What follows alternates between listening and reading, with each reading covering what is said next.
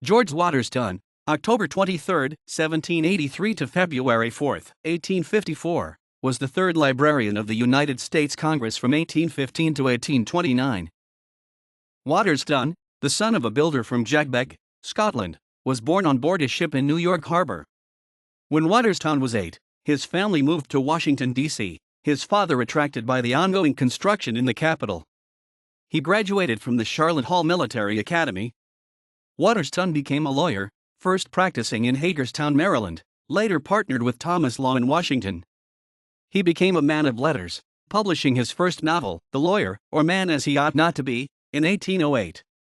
He also published the novel Glencairn, or The Disappointments of Youth, 1810, a play, The Child of Feeling, 1809, and a poem, The Scenes of Youth, 1813. Many of his works contained unflattering portrayals of his profession.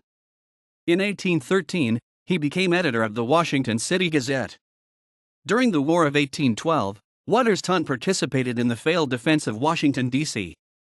The British burned the Capitol, including the Library of Congress, which was then housed in the Capitol building.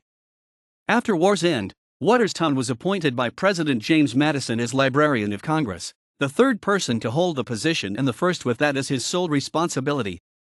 Previous librarians also served as the clerk of the House of Representatives.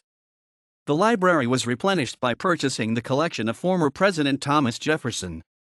Watterston gave the collections books, bookplates, and labels and kept them organized according to Jefferson's basic classification scheme. Watterston was a Whig and active in politics.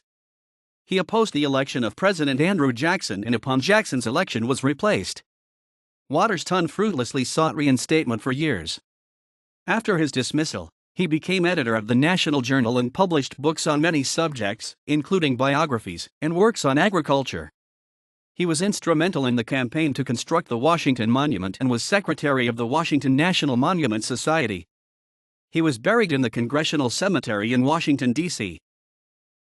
John White Cole, March 30, 2006. Jefferson's Legacy, A Brief History of the Library of Congress. Librarians of Congress.